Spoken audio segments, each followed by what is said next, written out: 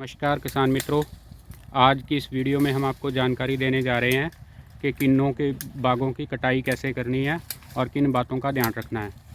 लेकिन आगे बढ़ने से पहले आपसे निवेदन है कि इस वीडियो को शेयर कर दें ताकि ज़्यादा से ज़्यादा किसानों तक यह जानकारी पहुंच सके। तो सबसे पहले बात करते हैं कटाई की। तो किन्नू के पौधों में जो कटाई है वो सर्द ऋतु में जब डॉर्मेंट स्टेज में हो पौधा और फलों की तुड़ाई के तुरंत बाद करनी चाहिए।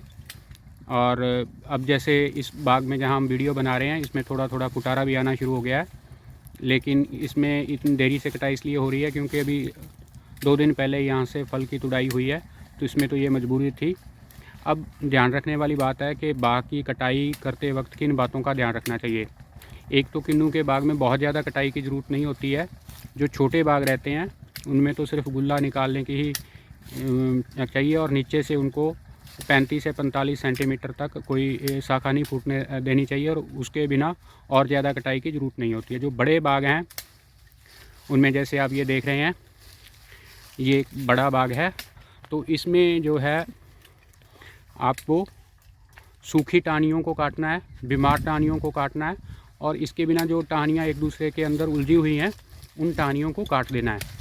तो बीमार टहनियाँ, सूखी टहनियाँ और जो टहनियाँ एक दूसरे के साथ लगी हुई हैं उनको काट देना है। जैसे ये देखिए, आप देखिए ये सूखी टहनियों को काट रहे हैं और सूखी टहनी को काटते समय थोड़ा सा उसे उस जगह से काटना है जहाँ से थोड़ी सी हरी हो, उससे ताकि सूखे से थोड़ा सा पीछे से।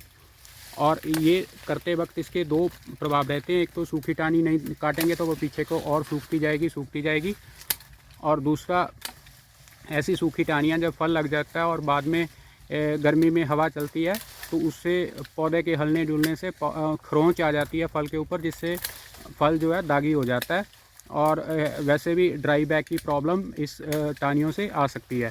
तो इसलिए ध्यान रखना है कि जो पौधे की सूखी टहनियाँ हैं उनको काटना है, बीमार टहनियों को काट देना है और उसके बाद में वहाँ पे बोर्डो मिश्रण जो है वो भी लगा देना है। ये इसका खास बात रखने वाली बात है। बहुत ज़्यादा पौधों को ऊपर से छतरी बनाना या ऐसे करने की ज़्यादा आवश्यकता नहीं है, उसका कोई ज़्यादा लाभ नहीं होता है। सिंपली आपको जो बीमार और सूखी टहनियाँ उनको काट लेना है।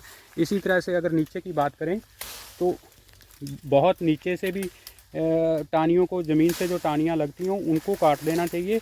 ज़मीन से नहीं लगनी चाहिए, लेकिन बहुत ऊंचा भी नहीं करना चाहिए क्योंकि अगर हम ऊंचा कर देंगे तो सर्दियों में जो ठंडी और गर्मियों में गर्म हवाएं हैं वो तने को प्रभावित करती हैं। तो अगर ये जैसे ये शाखाएँ दिख रही हैं, इनको हम जो ज़मीन से लगती होंगी उनको तो कटवा देंगे, लेकिन बहुत ऊपर तक नहीं कटवाएँगे। अगर ऊपर तक काट देंगे तो उससे फिर जो पौधे के तने तक गर्मी और सर्दी का प्रभाव, कोहरे का प्रभाव जाने लगता है, जिससे पौधे को छाल पे असर पड़ता है, तने की छाल पे।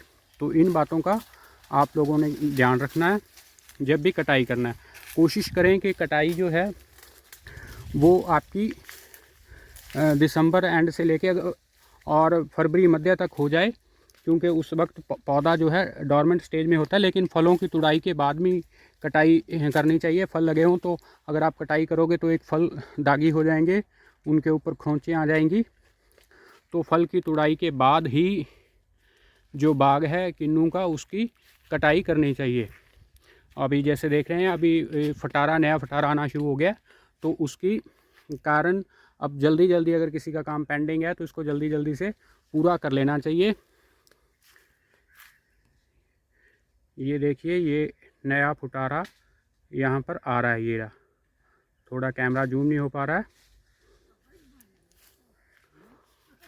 और इन बातों का अगर ख्याल रखेंगे तो आपके अगले साल भरपूर फल आएगा। इसके बिना एक और भी बात ध्यान रखने वाली है कि पौधे को इस प्रकार से काटना है कि उसके रोशनी का प्रबंध हो जाए अंदर तक भी। अगर बहुत आपका ज़्यादा पास बाग है तो जैसे ये वाला है, तो इसमें आप एक तरफ से जो साउथ डायरेक्शन है उधर से थोड़ा सा एक लाइट होल विंडो टाइप बना सकते हैं, ताकि पौधे के अंदर के भाग तक रोशनी भी पहुंचती रहे, तो उससे जो अंदर के बाग में अच्छा फल आता है। इस बात का भी ध्यान किसान मित्रों रखना चाहिए किन्नू की कटाई करते वक्त। और एक और बात जिसका ध्यान रखना है कि कटाई करते वक्त जो बीमार पौधे हैं उनकी कटाई बाद में करनी चाहिए, क्योंकि अगर हम पहले उनकी कटाई करेंगे तो कैंची के साथ वो जो बीमारी के कीटाणु हैं वो रोगी पौधे से स्वस्थ पौधे की तरफ चले जाएंगे और बीमारी हमारे और पौधों तक फैल जाएगी। इसी प्रकार एक अन्य बात का जो ध्यान रखना है वो ये है कि कटाई के बाद जो उसमें से निकलती है सोक या बीमार टाहनियाँ या सूखी टाहनियों जिनको हम काट देते हैं, उनको खेत में वहीं नहीं छोड़ना चाहिए, बल्कि तुरंत इकट्ठा करके उन्हें खेत से दूर ले जाना चाहिए।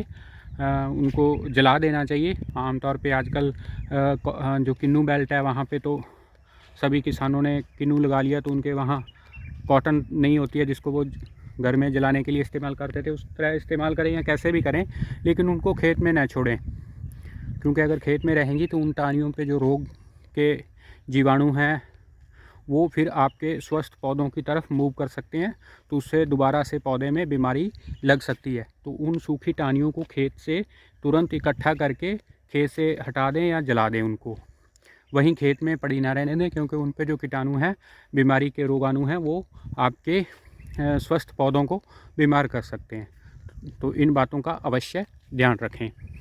तो यह थी जानकारी किन्नों की कटाई के बारे में कैसे करनी है। वीडियो को शेयर अवश्य कर दें ताकि ज़्यादा से ज़्यादा किसान मित्रों तक यह जानकारी पहुंच सके। धन्यवाद।